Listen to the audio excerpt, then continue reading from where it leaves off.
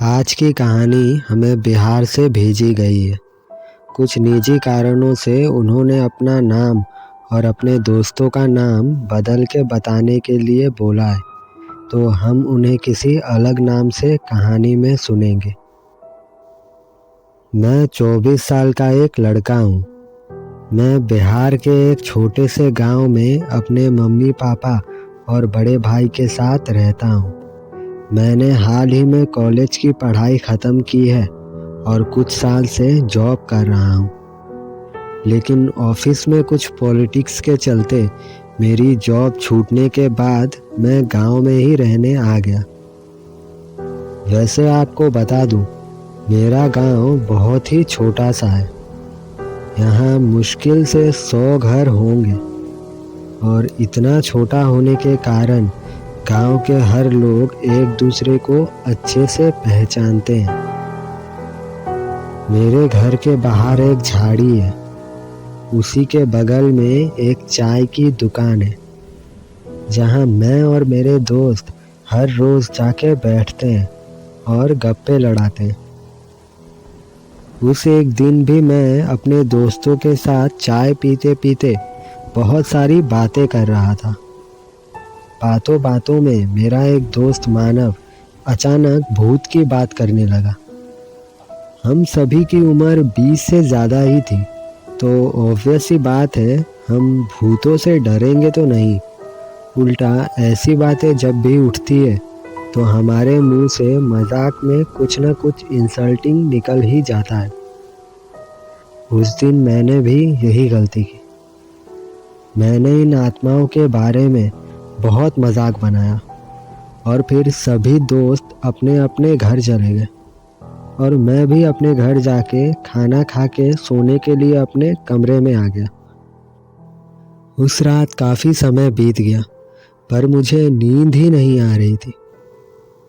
फिर मैंने सोचा कि थोड़ा बाहर जाके हवा खा लेता हूँ, और ऐसा सोचते सोचते मैं अपने बिस्तर से उठा, दरवाजे की कुंडी खोली और अपने रूम से बाहर उसी झाड़ी के पास हवा खाने चला गया।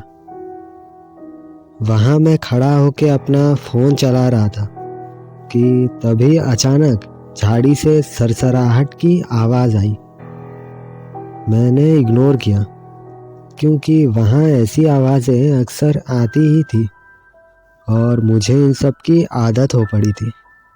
एज़ यूजुअल मैंने सोचा सांप वगैरह होते होंगे, लेकिन सेम आवाज़ फिर आई।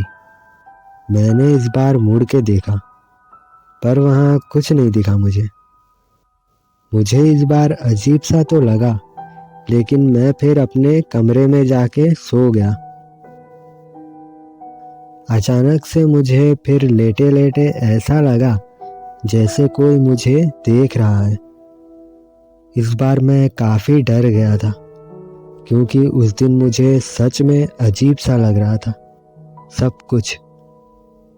फिर मैंने अपनी खिड़की का पर्दा हटाया और उस झाड़ी की ओर देखने लगा।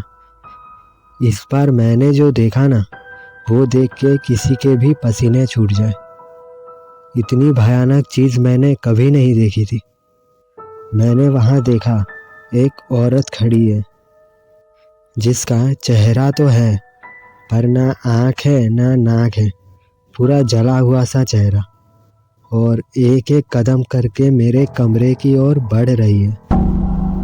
ये देख के मैं पूरा सुन्न पड़ गया, मानो मेरा शरीर जम सा गया हो। लेकिन मैं थोड़ा बहादुर किस्म का था, इसलिए मैंने किसी तरह खुद को संभाला और एक झटके में उठ के जाके अपने रूम का दरवाज़ा बंद कर दिया। लेकिन दरवाज़ा बंद करके सोने के लिए जैसे मैं बिस्तर की ओर मुड़ा तो वही औरत इस बार बिस्तर के ऊपर खड़ी थी और मुझे देख रही थी। ये नज़ारा देख के मैं इतना ज़ोर से चिल्लाया कि घर और मेरे आसपास के सभी लोग मेरे कमरे में आ गए। फिर मैंने ये बात सभी को बताई तो गांव वालों ने कहा कि मेरा पाला एक आत्मा से पड़ा था। वो तो खुशकिस्मत था मैं कि बच गया, वरना वो रात मेरी आखिरी रात होती। तो ये थी हमारी आज की कहानी। उम्मीद है आपको पसंद आई होगी। अगर आप भी चाहते हैं कि आपकी कहानी को मैं अपनी आवाज़ दूं, तो पिन्ड कमेंट में दी गई इंस्टाग्राम आईडी पर हमें अपनी कहानी लिखकर भेज सकते हैं। और ऐसी ही कहानी और भी सुनने के लिए इस चैनल को सब्सक्राइब करके बेल आइकन प्रेस कर दें।